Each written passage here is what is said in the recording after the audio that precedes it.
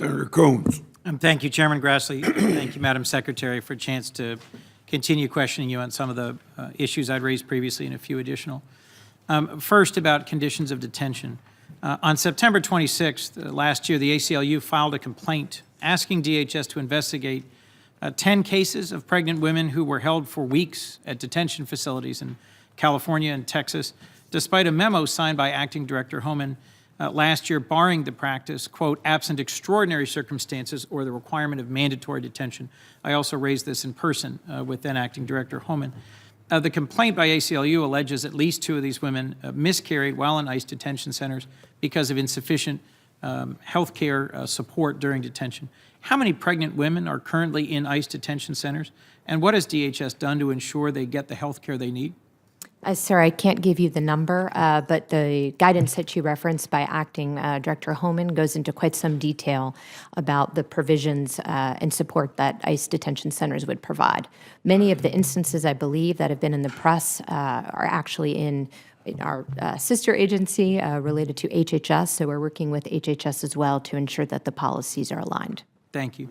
The administration sought in this year's budget proposal, FY18, that we're now well into, to cut funding for the Port Security Grant Program by half, from $100 million to $50 million. And I understand there's a proposal being discussed to cut it even further to $36 million. Needless to say, this program is important to a number of ports on the Delaware River. My home state is Delaware. Why do you think it's prudent to significantly reduce investments in port security? What I believe, sir, is that what the administration did was look at all of the grant programs across the board from a risk basis. There are other risks that we need to address, so it's more of an allocation issue. It's not to say there isn't a risk at the ports. As you know, the Coast Guard continues to be very involved, as do other parts of DHS and the government that help with the security of the ports.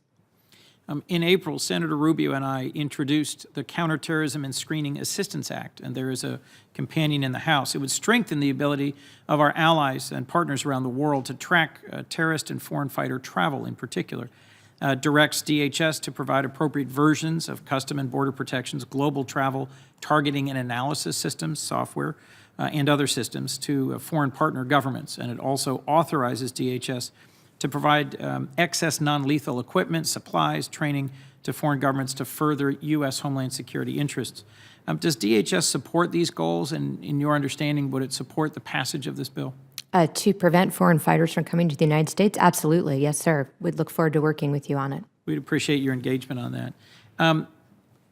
About 4 months ago, Hurricane Maria slammed into the island of Puerto Rico, and both the U.S. Virgin Islands and Puerto Rico particularly, and to some extent Florida, suffered significant damage, but it was catastrophic for Puerto Rico. What's your sense today, 4 months later, of roughly what percentage of the island has power and water? Well, the power, as you know, goes up and down. We're around 60 to 70% water. The story with water is a little better, but there's a lot more that we need to do, sir. It's going to be a road of recovery. We need to continue to work with them. And what's your sense of the official death toll in Puerto Rico as a result of Hurricane Maria? So I know they're looking at that. As you know, it's a state and local determination to determine causation. We've been in close contact with the governor as he does his review and assessment. It's an important figure for us all to understand. Do you believe your department's response to Hurricane Maria could have been better? I believe that we learn lessons as we go. It was an unprecedented response, is what I can tell you, both from a pre-positioning to an immediate response to the men and women who are there on the ground now. We had one of the largest surge forces that we've ever had, meaning we had people coming from all parts of government to join with FEMA. But I'm very anxious to learn the lessons learned and to see how we can do better in the future.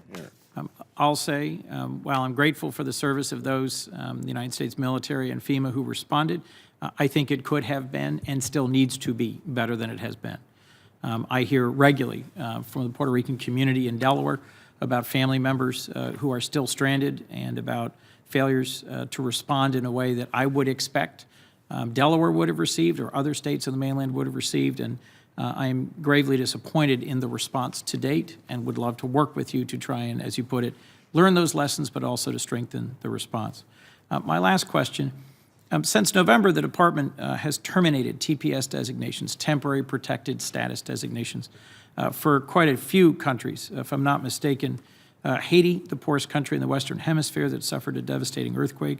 El Salvador, a country with very high homicide levels, as well as Liberia, Guinea, and Sierra Leone, which suffered near catastrophic civil wars. Our country has long welcomed those seeking refuge from natural disasters and from civil strife. There was, as has been discussed at great length, an unfortunate meeting last week where the president was reported to have suggested that we don't welcome people from certain countries, and in particular countries under difficult circumstances.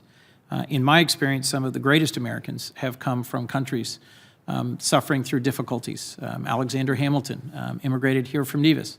I have been to Haiti, I've been to Liberia, and there are Liberian Americans and Haitian Americans in my home state who make great contributions to our state and our economy and our culture every day. Will you produce the analysis and the input that DHS received from other agencies that justify these terminations in TPS status? I'm happy to work with your staff. To the extent that some of the information doesn't belong to me, if you will, I'd have to work with my colleagues to be able to give you an affirmative. But yes, I'm happy to walk you through the full analysis. Thank you, Madam Secretary, for your answers. And in my view, it's important that we find a way working together to both protect our homeland from those threats we both see clearly, yet to do so in a way that reflects and respects the values that have made this a country that has long been a beacon for human rights and a place that has welcomed refugees and that has been strengthened by the contributions of immigrants from all over the world. Thank you, Mr. Chairman.